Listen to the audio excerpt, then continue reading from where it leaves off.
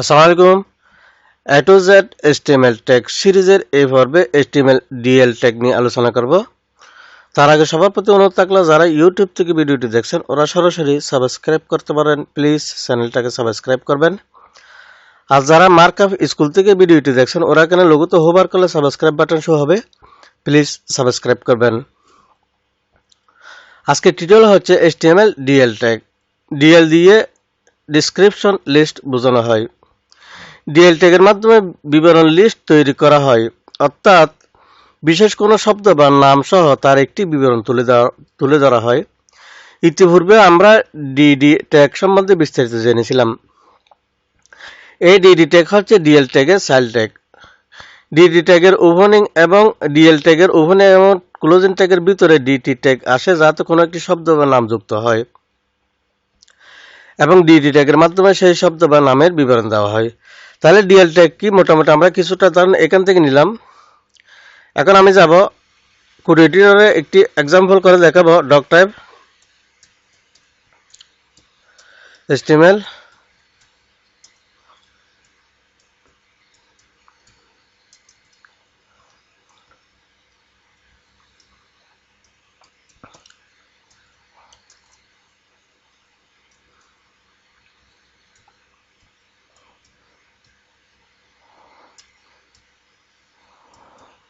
HTML DL tag. প্রথমে কি করব, হেড সেকশনের বাইরে শুরু করব বডি সেকশন। এর ভিতরে প্রথমে নিতে হবে আমাকে ডিএল ট্যাগটা, ডিএল ডিসক্রিপশন লিস্ট, এরপরে ডিটি ডেসক্রিপশন টার্ম।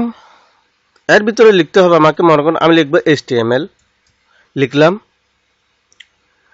এইচটিএমএল সেটা কি, এর ভিতরে দিতে হবে ডিডি ট্যাগ, ডিসক্রিপশন ডিটেইলস। এটার ভিতরে আমি লিখব, বাংলাতে লিখি দিয়ে, অর্থাৎ এইচটিএমএল দিয়ে একটি ওয়েব পেজের মূল কাঠামো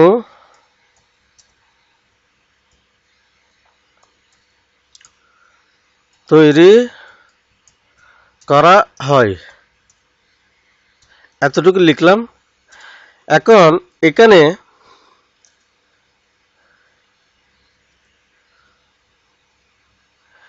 এখানে কি করব, একটা টাইটেল নেব।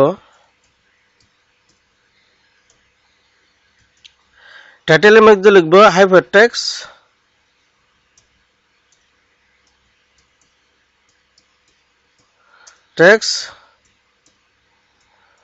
Markup language. এখন এটাকে সেভ করলাম, সেভ করে ব্রাউজারে রান করব।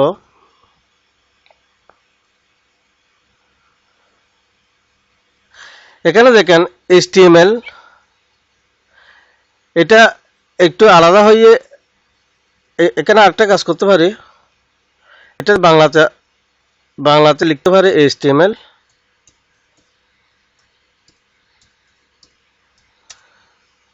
এখন সেভ করি।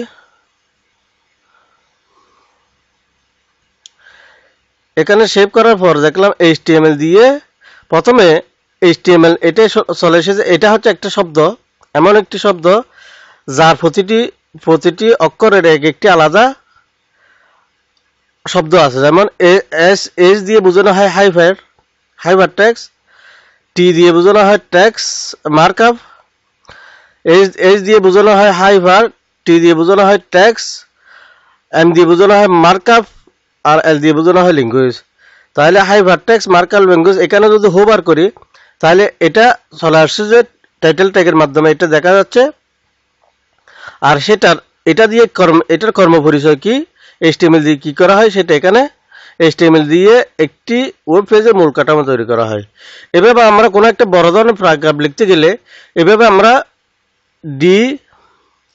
ডিএল ট্যাগের ভিতর প্রথমে ডিটি ট্যাগ নেব, সেখানে আমরা এই এই এরকম একটা শব্দ যদি আসা যায় যে এমন একটি শব্দ যে শব্দের অনেক প্রতিটি শব্দে অক্ষরের এক একটি শব্দ আছে, আবার প্রতিটি আবার সেই সেই শব্দটির একটি কর্মপরিচয় আছে, এটার কি কর্মটা কি, সেরকম কোনো শব্দের জন্য আমরা এইভাবে ডিএল ট্যাগের ভিতর ডিটি ট্যাগ দিয়ে সেই শব্দটাকে লিখি এবং সেই শব্দের ডেফিনেশনটা আমরা এইভাবে লিখে দিই টাইটেল ট্যাগের ভিতরে।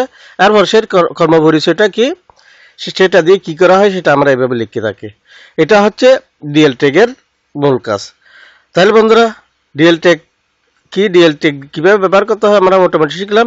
তাহলে আজকে এখানে রাখি, সবাই ভালো থাকবেন, আল্লাহ হাফেজ।